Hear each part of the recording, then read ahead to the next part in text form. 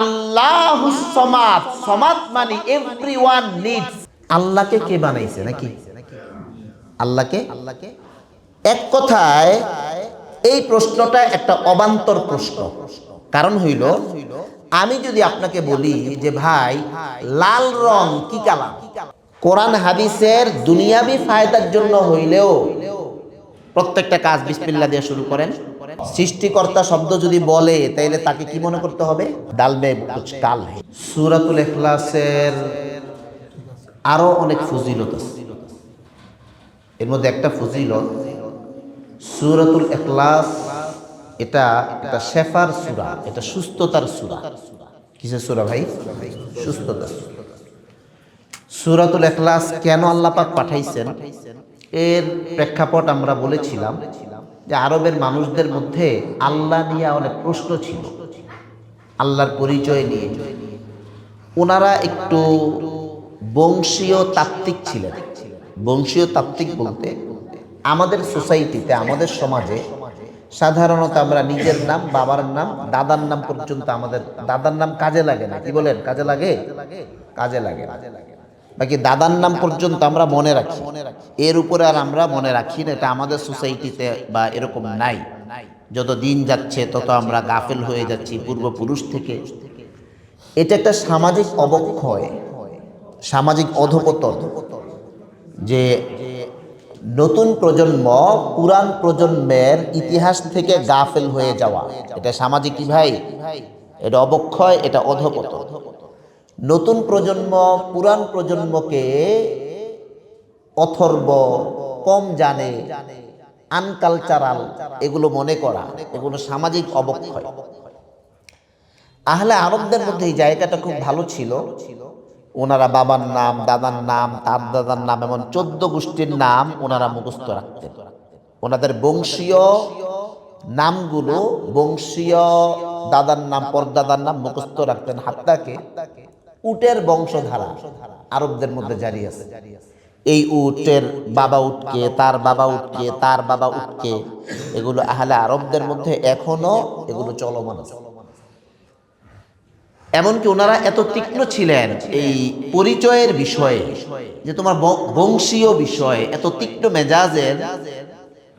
ওনারা যদি কারো পায়ের ছাপ দেখতেন তো পায়ের ছাপ দেখে বলে দিতেন এটা কার পায়ের ছাপ, এই লোকের বাবার নাম কি, এই লোকের দাদার নাম কি, 14 গোষ্ঠীর নাম বলে দিতেন শুধুমাত্র কি দেখে? পায়ের ছাপ দেখে।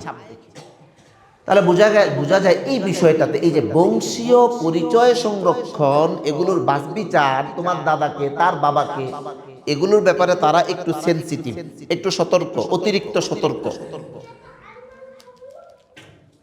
তারিখের কিতাবে এমনও আছে যে আহলে আরবরা পায়ের একটা তো বৃদ্ধাঙ্গুল আর একটা কনিষ্ঠ আঙ্গুল, এই পায়ের কনিষ্ঠ আঙ্গুল দেখে বলে দিতে পারতেন এই লোকের 14 গোষ্ঠীর নাম, জন্ম, তার পরিচয় ইত্যাদি সবকিছু। তাহলে ওই লোকদেরকে আপনি একটা সত্তার কথা বলবেন, আর ওই লোকেরা জিজ্ঞেস করবে না তুমি যার কথা বলো তার বাবার নাম তো বলো না, তুমি যার কথা বলো তার সন্তানদের নাম তো বলো না, তুমি যার কথা বলো তাকে মিন জাহাবিন আও ফিজ্জাতিন কি দিয়া বানাইছে? আমরা তো জানি মানুষ মাটি দিয়া, ফেরেশতা আগুন দিয়া, ফেরেশতা নূর দিয়ে, হ্যাঁ, আর জিন কি দিয়ে? আগুন দিয়ে। তা তুমি যার কথা বলো আল্লাহ, তাকে কি দিয়া বানাইছে এটা তো বলো না। তো এই প্রেক্ষাপট, এগুলো যখন নবী আলাইহিস সালাতু সালামকে আরবের লোকজন খুব পরিমাণ জিজ্ঞেস করা শুরু করছেন, তখন আল্লাহ পাক সূরাতুল ইখলাস নাজিল করছেন। সূরাতুল ইখলাস আল্লাহ পাক নাজিল করে এটার ফজিলতের একটা দুনিয়াবি ফায়দা হলো এটা আপনাকে আরোগ্য দান করবে। একিন করেন, বিশ্বাস করেন, এটা আপনাকে কি দান করবে ভাই? আরোগ্য দান করবে। সূরাতুল ইখলাস যদি কেউ বেশি পরিমাণে পড়ে, একজন সাহাবী ছিলেন, নাম হলো মুআবিয়া ইবনে মুআবিয়া আস-সুহানি। নাম কি ভাই? মুআবিয়া একজন আছে, মুআবিয়া ইবনে আবু সুফিয়ান, উনি না, যিনি আলী রাদিয়াল্লাহু তাআলা আনহুর পরে ইসলামের খলিফা হয়েছেন, উনি না, এটা আরেক মুআবিয়া। মুআবিয়া ইবনে মুআবিয়া, ওনার বাবার নামও কি? দেখেন এটাও আরবদের একটা কালচার। ছেলের নামে কার নাম রাখছে? মানে বাবার নামে ছেলের নাম রাখছে। আসেনি? আমাদের আসেনি? বাবার নামে ছেলের নাম রাখে কেউ? দাদার নামে ছেলের নাম রাখে কেউ?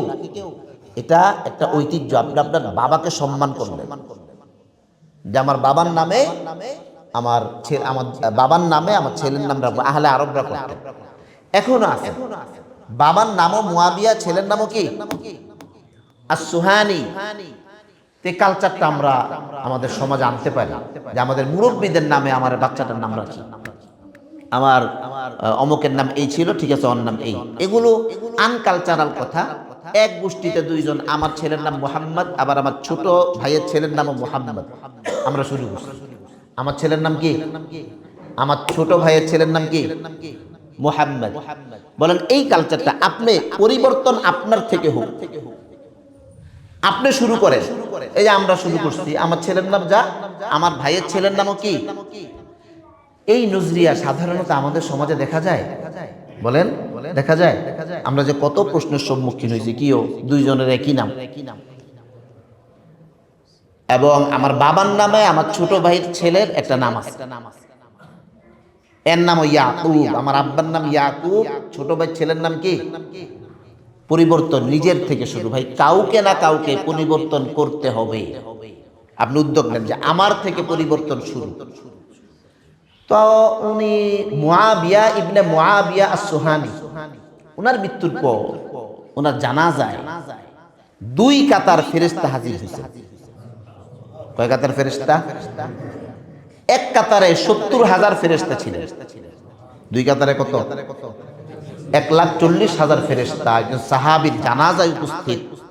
নবী আলাইহিস সালাম জিবরিল আমিন ফেরেশতার বহর নিয়ে আসছে। 1,70,000 ভাই, 1,40,000, 1,40,000 লোক যদি এক জায়গায় জমায়েত হয় যার নেতৃত্বে, উনি তো মনে করবে আমি দুনিয়া ফাতা ফিল্লা করে ফেললাম। 1,40,000 ফেরেশতা ওই সাহাবীর জানাজায় হাজির হয়েছে। নবী আলাইহিস সালাতু ওয়াস সালাম জানাজা শেষ করার পর জিবরিল আমিনকে জিজ্ঞেস করলেন, কিও ভাই, এই মুআবিয়া ইবনে মুআবিয়া সুহানির জানাজায় এত বহর নিয়ে আসলেন? বলছি, ইয়া রাসূলুল্লাহ, এই লোক কাইমান আও কাঈদান, রাকিবান আও মাশিয়ান, হাঁটতে, চলতে, বসতে, উঠতে, শুইতে সব সময় সূরাতুল ইখলাস তেলাওয়াত করতেন। শুধুমাত্র এই জন্য জিবরিল আমিন 1,40,000 ফেরেশতার বহর নিয়ে মুআবিয়া ইবনে মুআবিয়া আস-সুহানি ওনার জানাজায় হাজির হয়ে গেছে। ভাইও, এই সূরাটা হারদম পড়া যায় কি যায় না? ছোট্ট একটা সূরা, 4টা আয়াত, 15টা শব্দ। এটাকে আরোগ্যের সূরা বলে। নবী আলাইহিস সালাতু ওয়াস সালামকে একবার ম্যাজিক, ব্ল্যাক ম্যাজিক, কালো জাদু, এটা হয় মানুষকে তাবিজ তোমার, এটা বাস্তব। এটা কি ভাই? আপনার সফলতা অনেকের ভালো লাগে না, আপনার উত্থান অনেকের সহ্য হয় না, আপনি বাল বাচ্চা নিয়ে ভালো আছেন, অনেকের ভালো লাগবে না, আপনার দোকানে খুব বেচা কিনা হচ্ছে, অনেকের সহ্য হবে না, আপনার ছেলেটা তর করে এগিয়ে যাচ্ছে, অনেকের এটা হজম হয় না, ঠিক কিনা? এই রোগে আক্রান্ত লোক আছে না নাই? হ্যাঁ, নবীজি বলছেন আন-নাজরু হক্কুন, নজর এটা হক, চোখের দৃষ্টি এটা সত্য। আপনার ব্যবসা বাণিজ্য ভালো যাচ্ছে, আপনার ছেলেটা ভালো করছে, মেয়েটা ভালো করছে, বিবাহের পরে আপনি বাল বাচ্চা নিয়ে ভালো আছেন,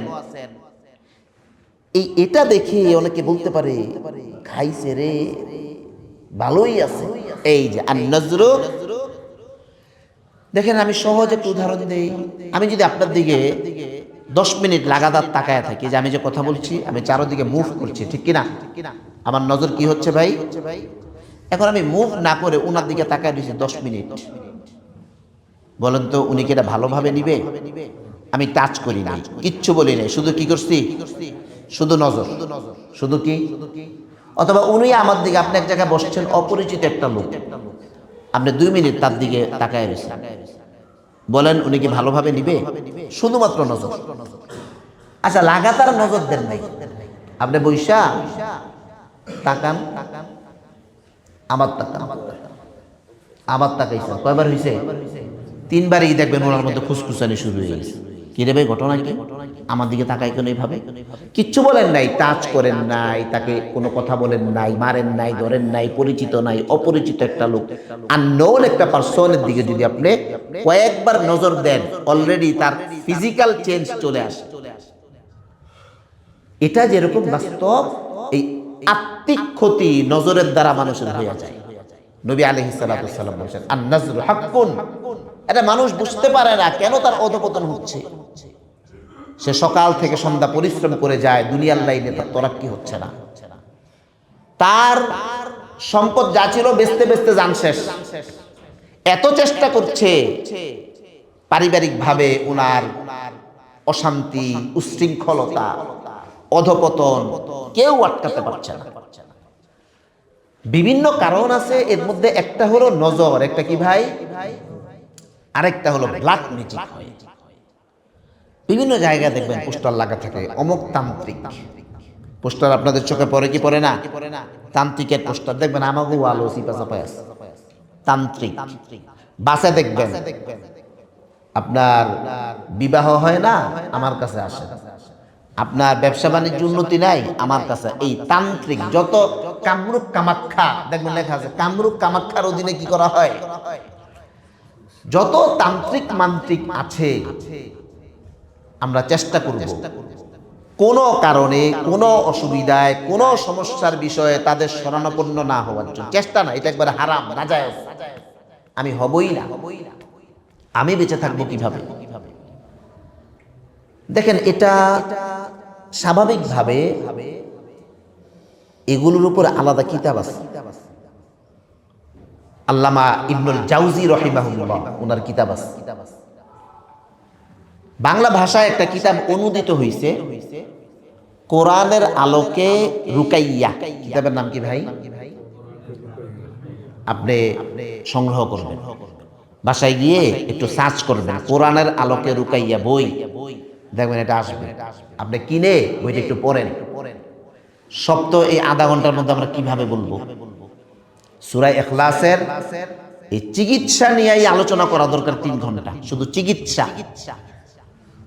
মুক্তাসার হইল, নবী আলাইহিস সালাতু ওয়াস সালামকেও একবার এক লোক ইহুদি, আদিল ইবনুল আসআম, নাম কি?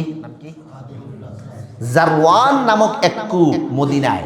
মুখতাসার সংক্ষিপ্ত হইল, নবী আলাইহিস সালাতু ওয়াস সালামের মাথার চুল নিয়া, চিরুনি নিয়া ওই ইহুদি নবী আলাইহিস সালাতু ওয়াস সালামকে ব্ল্যাক ম্যাজিক করছে, কালো জাদু করছে।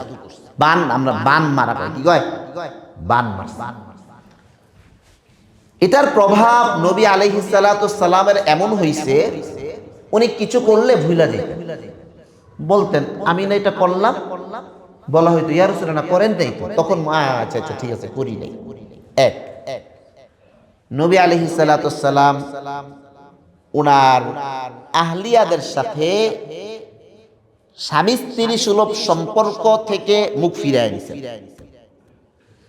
তাহলে পারিবারিক, সামাজিক চারদিক থেকে নবী আলাইহিস সালাতু ওয়াস সালামকে এই ম্যাজিক, এই জাদু এমন ভাবে গ্রাস করছে।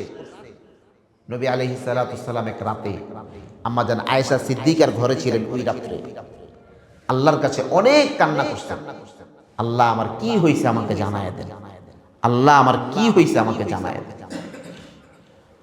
কালো জাদু, ম্যাজিক এগুলো ধরবে না। এক নাম্বার, কোন ব্যক্তি যদি আত্মবিশ্বাসী হয়। কি হয় ভাই? আত্মবিশ্বাসী। এক, হারদম মোটামুটি যদি পাক সাফ থাকে। একটা পাক সাফ হইল ওযু অবস্থায় থাকা, আর আরেকটা হইল ফরজ গোসল হইলে বেশিক্ষণ গোসল না করে অবস্থান না করা। এটা মৌলিক। মৌলিক পাকের এতটুক আপনার জীবনে লাগবেই। ফরজ গোসল হইলে গোসল অবস্থায় বেশিক্ষণ কি না করা, না থাকা। না থাকা মানে সাথে সাথে গোসল করে নাও। তো নবী আলাইহিস সালাতু ওয়াস সালামকে যখন উনি দোয়া করছেন আল্লাহর কাছে, আম্মা জান আয়েশা সিদ্দিকাকে বলছেন যে আয়েশা, আজকে তো আল্লাহ পাক আমাকে জানায় দিয়েছেন আমার কি হইছে। বলে কি হইছে? জারওয়ান নামক কূপের নিচে এই আদিল ইবনুল আসআম সে আমাকে বান মারছে, তখন আল্লাহ পাক এই সূরা ইখলাস এটা পাঠাইছেন, সূরা ফালাক পাঠাইছেন, সূরা নাস পাঠাইছেন। ইখলাস তো আগেই ছিল। এটাকে 3 কুল বলে ভাই। কয় কুল বলে? 3 কুল। কোন ব্যক্তি যদি সকালে বিকালে ঘুমাতে যাওয়ার আগে কমপক্ষে একবার এই 3টা সূরা পড়ে একটু শরীরে দম করে, আল্লাহ পাক তাকে সব রকমের কালো জাদু নজর থেকে হেফাজত করবে। দিন দিন দেখবেন আপনার অর্থনৈতিক উন্নতি হচ্ছে, দোকানে বেচা কিনি নাই, বেচা কিনা বাড়বে, চাকরি করেন তরাক্কি নাই, তরাক্কি হবে, নজর লাগছে, এই নজর থেকে আপনি মুক্ত হবেন। কারো উপরে ব্ল্যাক ম্যাজিক আছে কিনা এগুলো বোঝার জন্য উলামারা, এগুলো কোনো কোরআন হাদিসের কথা না, অভিজ্ঞ উলামায়ে কেরাম কিছু বর্ণনা দেন। অতিরিক্ত হতাশাগ্রস্ত হওয়া, পারিবারিক শৃঙ্খল খুব ভালোই চলছে, হঠাৎ করে সাপ বেজির সম্পর্ক হয়ে যাওয়া, কারো প্রতি হঠাৎ করে প্রচন্ড আসক্তি চলে আসে, কারো প্রতি হঠাৎ করে প্রচন্ড বিতৃষ্ণা চলে আসে, হইতে পারে এরকম যদি হয় ইবাদতের লাইনে একবারে অনীহা। নামাজের আগে মসজিদেই বসা ছিল, আজান হয়েছে আর মসজিদ থেকে বের হয়ে চলে গেছে। দেখছি আমরা এরকম। নামাজের আগে কোথায় ছিল? মসজিদেই ছিল। আজান হয়েছে, মসজিদে মিটিং হয়, তো নামাজের আগে মসজিদে বসে মিটিং করছে। আজান হয়েছে আর বাইর হইয়া কি বোঝা যায়? নামাজটা অস্থির লাগে। এটা কাজের জন্য না, মানে নামাজটা তার কাছে কি লাগে রে ভাই? অস্থির লাগে। পাক সাফ সব ঠিক আছে, 5জন 10জন বন্ধু একসাথে, ভাই নামাজটা হিসাব তোমরা পড়ো, আমি পড়তেছি, উনারও মনে চায় পড়তে। এই যে যদি এমন হয় ইবাদতের লাইনে বেশি বিতৃষ্ণা, কি ভাই এটা আছে না, একবারে মনে অস্থির লাগতেছে, ভালোই লাগে না, ওই ক্ষেত্রে আপনি প্রাথমিকভাবে নবী আলাইহিস সালাতু ওয়াস সালাম বলছেন, কোরআন হাদিসে আছে এই 3টা সূরা কোরআনে আছে না নাই ভাই? আপনি যদি সকালে একবার ফজরের নামাজটা যদি আপনি অভ্যস্ত হইয়া থাকেন আলহামদুলিল্লাহ, না হইলে অভ্যস্ত হন, সকালে একবার আপনি 3 বার করলে ভালো। কয়বার? 3 বার, কমপক্ষে একবার যেন হয়। প্রত্যেকদিন সকালে একবার, বিকালে একবার, রাতে ঘুমাতে যাওয়ার একবার, আগে একবার। তাহলে আল্লাহ পাক আপনাকে সব রকমের বদনজর থেকে হেফাজত করবে। সব রকমের কালো জাদু থেকে আল্লাহ পাক আপনাকে হেফাজত করবে। কালো জাদু এটা সত্য। কালো জাদু কি? কালো জাদু দিয়ে দুনিয়াতে বহুত কাজ হয়, এটা অবিশ্বাস করার কোনো সুযোগ নেই। কমপক্ষে প্রত্যেকটা কাজ শুরু করার আগে বিসমিল্লাহ বলে শুরু করুন। আপনি বাথরুমে যাইবেন, বাথরুমে যাওয়ার দোয়াটা পড়েন।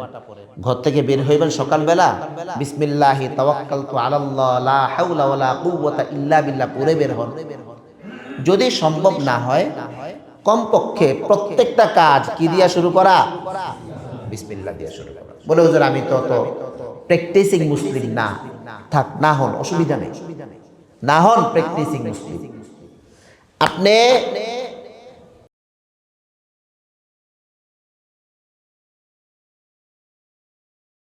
কোরআন হাদিসের দুনিয়াবি ফায়দার জন্য হইলেও প্রত্যেকটা কাজ বিসমিল্লাহ দিয়ে শুরু করেন। আল্লাহ পাক আপনাকে প্রত্যেকটা কাজের বদনজর, ব্ল্যাক ম্যাজিক, কালো জাদু এগুলো থেকে আল্লাহ পাক হেফাজত করবেন। আল্লাহ রাব্বুল আলামিন সকলকে আমল করার তৌফিক দান করেন, আমিন বলুন। বেশি অস্থির লাগলে কোনো রাকি ভালো জানে এই সম্পর্কে, ওনাকে দিয়ে নিজেকে পরীক্ষা করেন যে আসলে আমার কি এরকম কোনো সমস্যা আছে কিনা।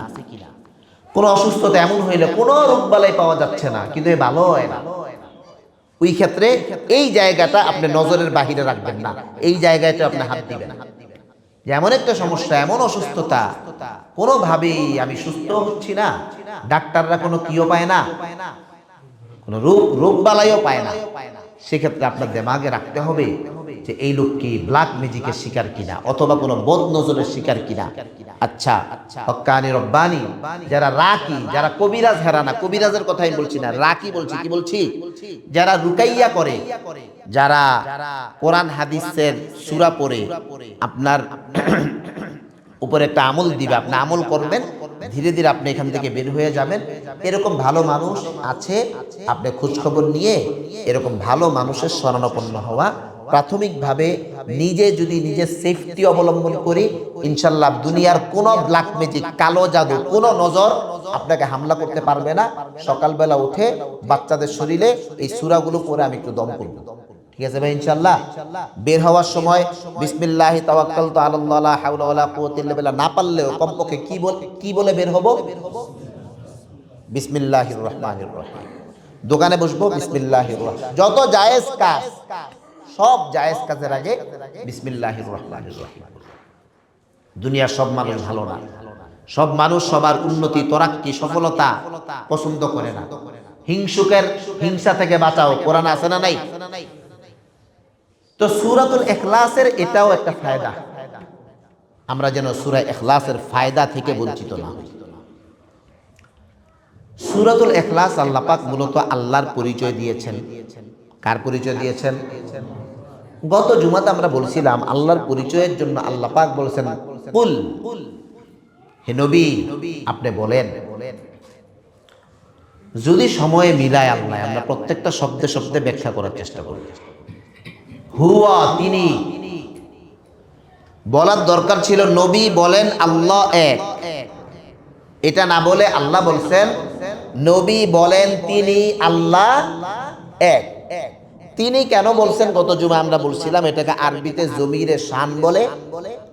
বাংলা ভাষায় বোঝার জন্য, অডিয়েন্সের মনোযোগ আকর্ষণ করার জন্য অনেক ক্ষেত্রে প্রোনাউনকে নাউনের আগে নিয়ে আসা হয়। এটা মোটামুটি সব ভাষায় এই ব্যবহার আছে। গত জুমায় আমরা উদাহরণ দিয়েছিলাম, আসিতেছে, মনে আছে নি?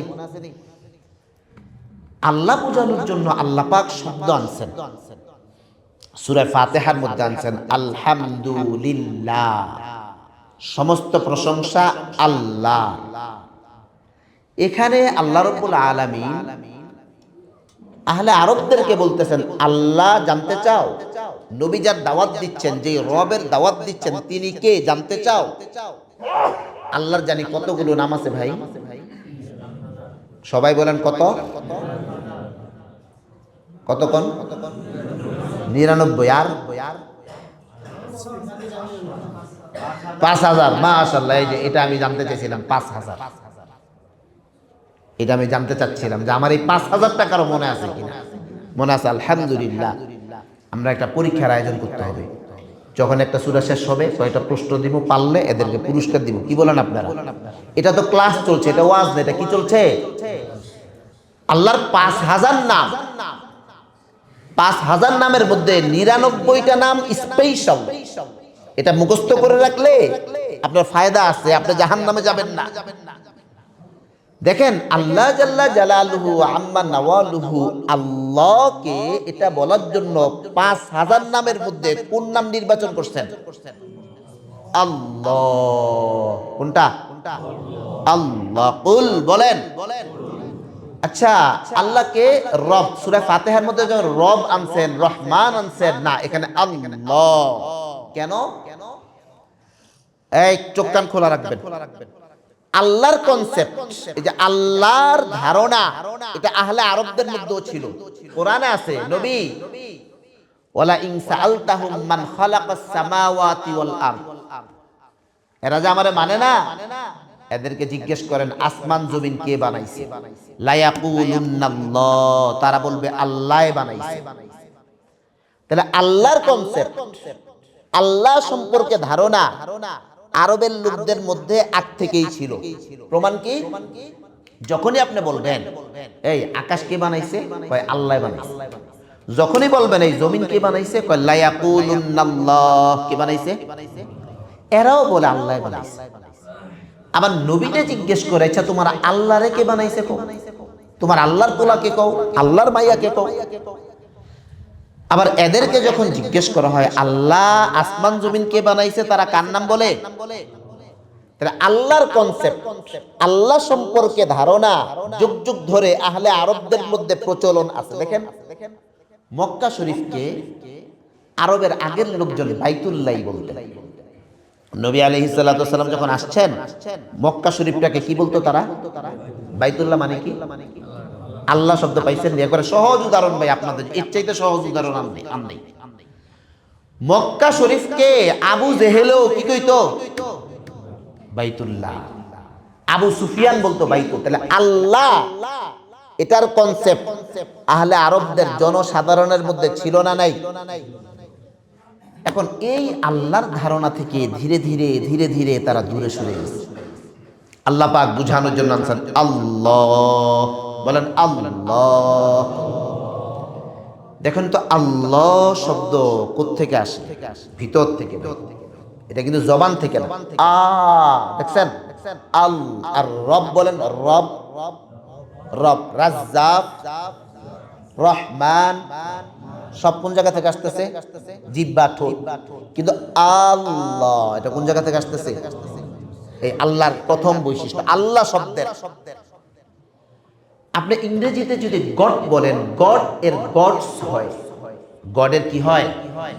গডস হয়। কিন্তু আল্লাহ একটা শব্দ, আল্লাহর অন্যান্য নামের অদল বদল হয়। রহমান এটা র হা মিম থেকে আসছে, অন্য লাইনে এটার ব্যবহার আছে। কিন্তু আল্লাহ শুরুতে হামজা যদি বাদ দিয়া দেন তো হয় লিল্লাহ। কি হয়? লিল্লাহি মুলকুস সামাওয়াতি ওয়াল আরদ। লিল্লাহ দিয়াও আল্লাহ বুঝায়। শুধু আল্লাহর হা যদি নেন, লা ইলাহা ইল্লাহু, শুধু হা, শুধু আল্লাহু এর যে হা, হুয়া লিখতে আবার ওয়াও আছে। কি আছে? কিন্তু শুধু হা, এই হা দিয়াও কি বুঝায়? আর ইংরেজির গড, গডের দিবাদ দিয়া দেন, গো দিয়া কি বুঝায়? বাস শব্দ মানে শব্দের লেটার বাদ দিবেন তো অর্থ কি হয়ে যায়? আর আল্লাহ এমন এক শব্দ, আপনি যেই হরফ বাদ দেন এটার নাম আল্লাহই থাকে। সুবহানাল্লাহ বলেন না? শুধু হু, শুধু লাম, লাহু মুলকুস সামাওয়াতি ওয়াল আরদ। এই লাহু দিয়াও কি বুঝায়? এই একটা ফায়দা আল্লাহ শব্দের। সুতরাং আমরা আল্লাহ যখন বলবো এটা এমন এক জামে মানে শব্দ, এটাকে যেভাবেই ভাঙ্গেন আপনি, সামনে বাদ দেন, পিছনে বাদ দেন, আগে বাদ দেন, মাঝখানে নেন, একটা শুধু হা নেন, এই হা দিয়াও কাকে বুঝায়? আল্লাহ। আল্লাহ লিখতে 4টা হরফ লাগে। কয়টা হরফ ভাই? কয়টা হরফ? দেখেন আল্লাহ রাব্বুল আলামিন এমন একটা মানে আল্লাহকে বোঝানোর জন্য এমন সিফাতি নাম আনছেন, এমন শব্দ আনছেন। এই জন্যই তো সূরা ইখলাসকে সূরাতুত তাওহীদ, এটা একত্ববাদের সূরা।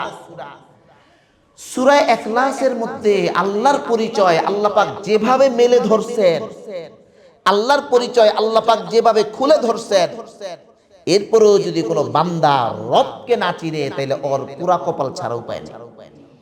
4টা হরফ লাগে। 4টা হরফের মধ্যে আপনি খেয়াল করেন, আলিফ, লাম, লাম, আরেকটা কি? সবাই বলেন আরেকটা কি? প্রথমটা কি? লাম, লাম, হা। আলিফ লিখতে নক্তা লাগে, লাম লিখতে নক্তা লাগে, হা লিখতে নক্তা লাগে। আরবি ভাষায় 2 ধরনের হরফ। কিছু হরফ এই হরফগুলো লিখতে নক্তা লাগে, কিছু হরফ এই হরফগুলো লিখতে নক্তা লাগে না। দেখেন বা যদি আপনি লেখেন, বা লিখতে নিচে একটা ফোঁটা দিতে হয়। কি দিতে হয় ভাই? ফোঁটা দিতে হয়। তাহলে বা তার অর্থ প্রকাশের জন্য একটা ফোঁটার মুখাপেক্ষী। বা তার অর্থ প্রকাশের জন্য কিসের মুখাপেক্ষী? পক্ষান্তরে আলিফ তার অর্থ প্রকাশের জন্য কোন ফোঁটার মুখাপেক্ষী না। তা লিখতে আবার 2টা নক্তা লাগে। তা তার অর্থ প্রকাশের জন্য কয়টা ফোঁটার মুখাপেক্ষী? তা লিখতে আবার 3টা নক্তা লাগে।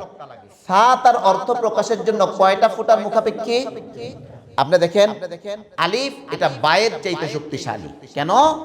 বা লিখতে একটা ফুটা লাগে কিন্তু আলিফ লিখতে একটা ফুটা লাগে না। বা আবার তায়ের চাইতে বেশি শক্তিশালী। কেন? তা লিখতে দুইটা ফুটা লাগে কিন্তু বা লিখতে একটা ফুটা লাগে। তা আবার তায়ের চাইতে বেশি শক্তিশালী। কেন? তা লিখতে তিনটা ফুটা লাগে আর তা লিখতে কয়টা ফুটা লাগে? দেখেন আল্লাহ ছাড়া এই বিন্যাস মানে মানব মস্তিষ্কের পক্ষে সম্ভব না। আল্লাহ যেমন সমাদ, আল্লাহ যেমন এক, আল্লাহ যেমন কারো মুখাপেক্ষী না, আল্লাহ তার নাম ব্যক্ত করার জন্য, পরিচয় দেওয়ার জন্য ওই হরফগুলো আনছেন যেই হরফগুলো কোন নক্তার মুখাপেক্ষী না। সুবহানাল্লাহ পড়েন না ভাই? হরফগুলো কিসের মুখাপেক্ষী না? নক্তার মুখাপেক্ষী না। আল্লাহ, মুহাম্মদ লিখতে কয়টা হরফ লাগে? মিম হা মিম মিম হা মিম দাল। মুহাম্মদ কয়টা? চারটা। আল্লাহ লিখতে চারটা, মুহাম্মদ লিখতে, আহমদ লিখতে কয়টা? হামজা হা মিম দাল কয়টা? মুহাম্মদ মিম নক্তাওয়ালা না নক্তা সারা? হ্যাঁ নক্তাওয়ালা না নক্তা সারা? নক্তা সারা। মিম নক্তাওয়ালা না নক্তা সারা? দাল নক্তাওয়ালা না নক্তা সারা? রব এমন ভাবে মিল রাখছেন যে আমি আল্লাহ, আমার নামের হরফগুলো যেরকম স্বয়ং সম্পূর্ণ, মুহাম্মদ যার অনুসরণ করলে আল্লাহ চিনা যায় তার নামের হরফগুলোও স্বয়ং সম্পূর্ণ। আহমদ এই হরফগুলোও স্বয়ং সম্পূর্ণ। তো 3 4 কয়টা হরফ হইল? 12টা। আল্লাহ লিখতে 4টা, মুহাম্মদ 4টা, আহমদ 4টা। লা ইলাহা ইল্লাল্লাহ মুহাম্মাদুর রাসূলুল্লাহ, লা ইলাহা ইল্লাল্লাহ এই পর্যন্ত 12টা হরফ। মুহাম্মাদুর রাসূলুল্লাহ এই পর্যন্ত 12টা হরফ। তাহলে 12 12 24টা হরফ। কয়টা হরফ? এই আল্লাহ শব্দ দিয়ে আল্লাহ পাক বুঝাচ্ছেন লা ইলাহা ইল্লাল্লাহু মুহাম্মাদুর রাসূলুল্লাহ। আল্লাহ ওই সত্তা, যেই সত্তা একক, যেই সত্তা অদ্বিতীয়, যেই সত্তা কারো কাছে মুখাপেক্ষী না। আর এই সত্তার অনুসরণ যদি মুহাম্মাদুর রাসূলুল্লাহর হাত ধরে 24 ঘন্টা তুমি করো তো দুনিয়াতেও কামিয়াব, আখিরাতেও কি? এই জন্য আল্লাহ পাক অন্য কোন শব্দ না নিয়ে একমাত্র শব্দ নিয়েছেন আল্লাহ।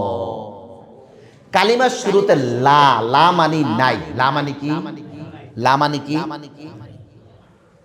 জু লা কাহা ও লা হুয়া। আমি বললাম লা নাই মানে আমি নিজেও নাই। আল্লাহ সত্তাটা কি দেখেন?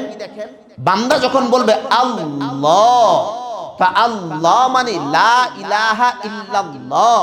লা ইলাহা ইল্লাল্লাহর শুরু হইছে লা নাই। নাই মানে जो লা কাহা ও ভি লা হুয়া। আমি যে লা বলছি আমিও নাই হয়ে গেছি। লা ভি উসমে লা হুয়া। লা শব্দ এটাও নাই। जुज ला हुआ, कुल ला हुआ, फिर क्या हुआ? अल्लाह हुआ। আপনি একক বলেন, সব বলেন, আসলে কোনো কিছুই কিন্তু নাই।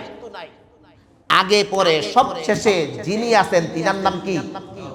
আল্লাহ। আল্লাহ পাক সর্বপ্রথম নাম চয়েস করছেন আল্লাহ। আল্লাহ চিনতে চাও? এই শব্দ দেখো আল্লাহ। কুল হু আল্লাহ, এরপরে বলছে আহাদ। গত জুমায় আমরা বলছিলাম আহাদ মানে এক না। আহাদ মানে কি না? একের এটা কাউন্টেবল নাউন, একের 2 হয়। এখানে এমন শব্দ আল্লাহ পাক ইউজ করছেন আহাদ। দেখেন আরবি ভাষায় আহাদ শব্দ এই আল্লাহ বাদে কোনো ব্যক্তির জন্য এককভাবে ইউজই হয় না। ইংরেজিতে আহাদ শব্দের মধ্যে 3টা অর্থ। একটা ইউনিক, অনন্য, আরেকটা ইন্ডিভিজিবল, এটা অবিভাজ্য, এটা ভাগ হয় না। উইদাউট আ সেকেন্ড, এটার কোনো দ্বিতীয় নাই। আল্লাহ পাক বলতেছেন আল্লাহ এমন সত্তা, 1 নাম্বার বৈশিষ্ট্য ইউনিক, দুই নাম্বার বৈশিষ্ট্য ইনডিভিজিবল, এটা অবিভাজ্য, এটা ভাগ যেমনিই করো ভাগ হবে না। কি হবে না? এই গড কি হয় বুঝাইলাম না? গড কি হয়? আল্লাহ, এটা ভাগ হবে না। যেমনিই বিলান আল্লাহ কি থাকবে? শব্দে যেমন আল্লাহ আল্লাহ থাকবে, ঠিক সত্তাগত ভাবে ক্ষমতাগত ভাবে রিজিক দেওয়ার ক্ষেত্রে হাল লাইনে আল্লাহ এটা অবিভাজ্য, এখানে কারো দখলদারিত্ব নাই, উইদাউট আ সেকেন্ড। উনার কোনো দ্বিতীয় নাই। আল্লাহর কোনো অনুবাদ হয় না। আল্লাহর কি হয় না? এ ভাই খেয়াল করেন, আল্লাহর কি হয় না? আল্লাহ শব্দের কি নাই? আল্লাহ শব্দের বাংলা কি? বলেন না, না একটা আছে তো। অত অত সুফি সাবন ভালো না। মসজিদাই এখন কি হয়ে গেছে, ওয়াশ টোয়াশ শুন না। একটা বাংলা তো আছে কি? সৃষ্টিকর্তা। বাংলা কি? বাংলা কি? যেই লোক আল্লাহ শব্দের জায়গায় সৃষ্টিকর্তা ব্যবহার করবে, সে যত বড় রাজনীতিবিদ হোক, সে যেই দলের হোক, সে যত বড় আলেম হোক, হয় এক নম্বরে বাটপার। কি বললাম? রাজনীতিবিদ মুসলমানদেরকে ধোঁকা দিচ্ছে না দিচ্ছে না, চীনার আলামত এক নম্বরে আল্লাহ শব্দ ব্যবহার করে না সৃষ্টিকর্তা শব্দ ব্যবহার করে। আপনাকে এটা খেয়াল রাখতে ভাই, একজন মুসলমান হিসেবে আপনার চিনার দরকার আছে না যে একজন রাজনীতিবিদ সে কি আমাকে ধোঁকা দিচ্ছে কিনা? বুঝবেন কেমনে? এক নাম্বার আলামত সৃষ্টিকর্তার নামে শুরু করতেছি এটা বলে না আল্লাহর নামে শুরু করতেছি এটা বলে, এটা এক নাম্বার আলামত। যেই রাজনীতিবিদকে দেখবেন আল্লাহ শব্দ বাদ দিয়া কি লাগায় দিছে, তখন বুঝবেন যে না, এটা ধোঁকাবাজ। এটা মুসলমানের সাথে কি করে? 18 কোটি মুসলমানের মন পাওয়ার জন্য সে সৃষ্টিকর্তা বলছে, আবার যেন তার বিধর্মীরা অসন্তুষ্ট না হয় এজন্য আল্লাহও বাদ দিয়ে গেছে।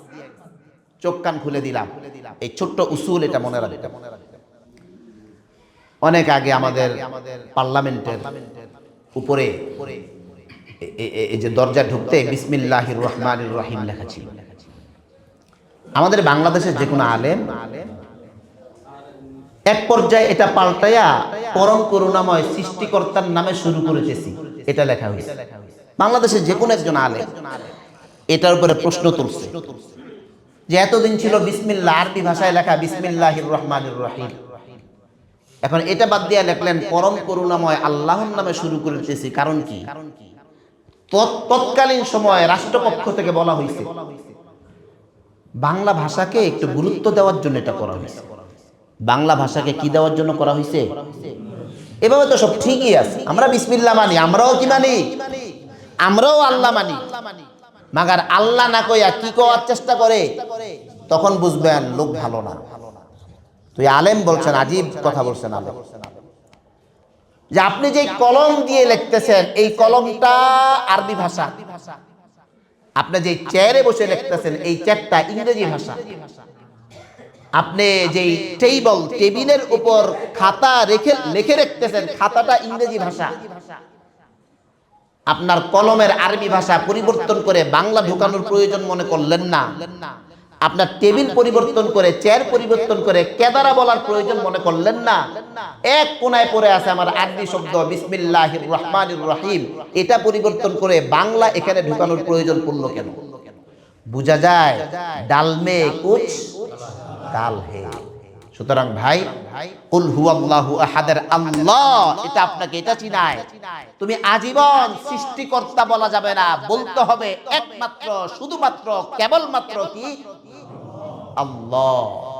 আল্লাহর কোন অনুবাদ যদি কেউ করে, সেটা যদি কোনো বই হয়, এই বই আপনি বাদ দিবেন। আল্লাহ শব্দের কি নাই?